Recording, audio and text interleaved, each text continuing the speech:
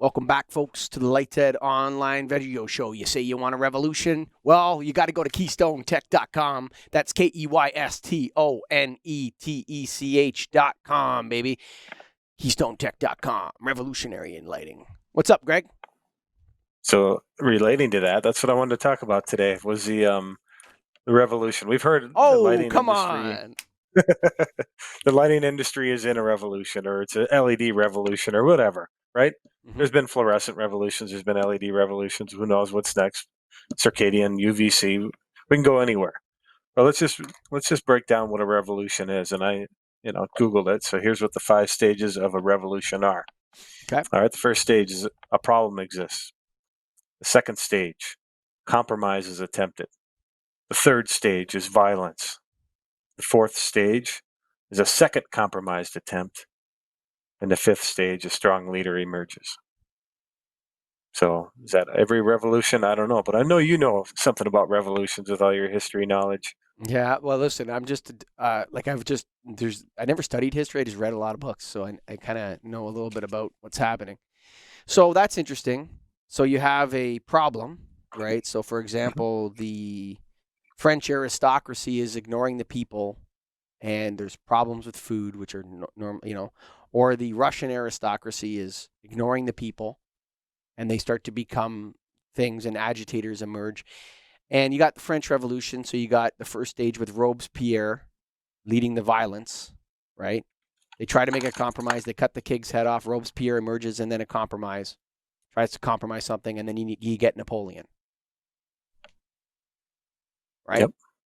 So you go, now it's full-blown, crazy making, right? You have the same problem in Germany with the Weimar and then Hitler, right? Then Hitler emerges at the end. Okay? Yep. I can't remember the guy in Germany. In Russia, it would be Trotsky, then Lenin, right? So you get these things.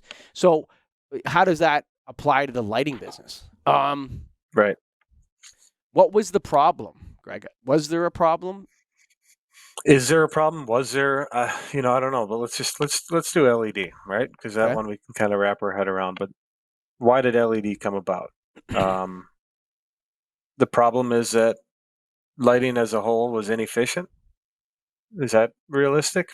Some lighting, yes. All lighting, no. So is there a real problem? I don't know, but let's just say it's inefficient lighting is a problem. We agree on that? I would say the problem was more like there wasn't enough growth in the lighting industry. And we're trying to grow, and businesses are trying to grow, and they're like innovation, CFL par 38s. Ooh, CFL par 38s. Okay, that didn't. It's good. And then this technology comes along, and it's like, well, now, what if you never had to change a light bulb again? You know what the problem is? The problem is not that LEDs are too expensive. That's not the problem. The problem is that older technologies are just too inefficient and they burn out. And with this new technology we have over here, with this newfangled angle technology we have over here, we can solve both of those problems. And we're going to improve the light. And everyone's going to win. And we're going to mitigate climate change. Yeah. Mitigate that climate change. Yeah. We're going to do it with the light bulbs. Yeah. That's right. What do you think of that? Wow. Let's do it. So that like they created the problem. Okay, so we created the problem. Yeah. So after we created this problem of inefficient lighting, then a compromise is attempted. No, you have to look at the two revolutionary parties. Two parties to the revolution. Okay. Right? So there's there's the institutional conservative part of the lighting industry, right? Which is like lighting distributors, manufacturers, IES. Real Like, manufacturers. yeah, Somebody who has them. just take it easy. IES. Okay, all right. You got the IES Yep. right in there, the bodies, and you get represented by the Edison report, and all. I don't know if I can say that on Lighthead, but whatever. Like Lighthead, I don't think Lighthead was in that. I think Lighthead was part of the compromise, part 4. But Yep. this is our industry, right? And then you have the rabble rousers over here, open up their coats, last forever. Don't forget. Mm-hmm. These bulbs are going to last forever. And they come with 70% energy savings. You're a climate changer. That's what you are, lighting industry. You're contributing to climate change. You're not doing your part. Lighting industry says, we don't know anything about this new technology. Whoa, hang on a second here. That's not how it works. No, it does work this way. Yeah. We're going to set up our own thing called DLC. Yeah. And they're going to measure the efficiency of lighting, and they're going to put it on a website, and then everyone can go out and buy that lighting because that's the efficient lighting. That's the dream. That's the efficiency, the climate change, and the last forever. It's right over here. Right? So then the lighting industry starts to compromise. Okay? You start to see people going, you know what? I better start selling some of those LEDs, actually. Right? Don't flick them off anymore. Don't give them the finger. You actually might want to sell them. Yeah. Right? And then people are kind of push, pull, right? And then there's some disasters out there, full-blown burnouts everywhere, light bulbs dimming down, right? And there's a bit of a pullback. And, well, it's going to happen anyway. The society is going to change. The French society is going to change for sure. And then Philips comes in and buys all the companies in the lighting business. That's the violence. Slitting throats all over the place. Slitting throats. Right? We're fucking buying everybody. This is our industry. Yeah, we're going to buy every company. And then just companies, every time you look, there's another brand in the Philips brand. Right? We're making our big move, right? Right? Then it doesn't work out again. And then the rabble rousers grow in strength. They're growing. The DLC is still fighting out there. And the IES is like, I don't know what to do yet. We don't have any science on this yet. Hold on. We're not there yet. And the IES starts to take a back seat. Their brand starts to lose cachet. Who cares if you're an LC? LCs don't know anything about LED. That's old school. We're going to disrupt this industry, boys. This industry is ripe for disruption. Just like cell phones. Millennials don't want incandescents. We represent the millennials. Yeah, we have a whole generation behind us. This is millennials versus baby boomers. Yeah. That's what it is. That's what this is about, right? Then the IS realizes that, hey, we got to catch up on this train. They start changing their organization, right? They start compromising. Hey guys, we need to do new color metrics. We need to do all this work, right? And they start gaining momentum. They start gaining steam because all the actually strong people that know lighting with deep roots in it are like in the IES umbrella, right? They're in the IES umbrella, right? And so they start gravitating over there, but the technology starts getting better and better and better and better and better and more developed and better. But it's not being developed by the major companies, manufacturers in the lighting business. They can't survive it. It's too hard for them to react. They're too slow. Their business models are old. They are based on an older paradigm.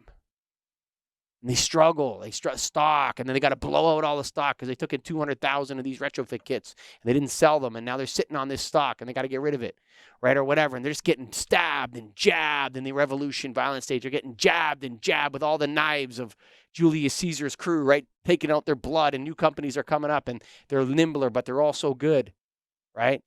And so down go the giants, crash, the revolution, the king's head's chopped off. It's over, right? Boom. And the crowd doesn't cheer, but in France, they, yeah, the king is dead, but give me some of his hair. I want to take a vial of his blood, right? And the crowd surges in on the king of France to just get a lock of his hair, right? That's what happened, dude. That's what they did? That's what they did. Yeah. Everyone wanted a piece of something from him. Because he was, I don't know, Louis the 17th? What was he? Louis the what? That was... Louis the 17th? 16th? 16. Louis the 16th, who is the Sun King.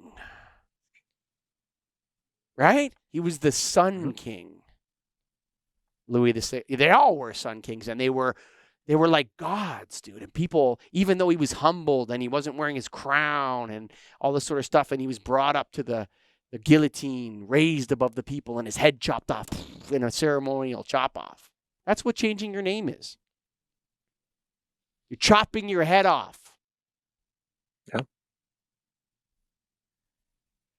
Let's chop our head off and see what happens.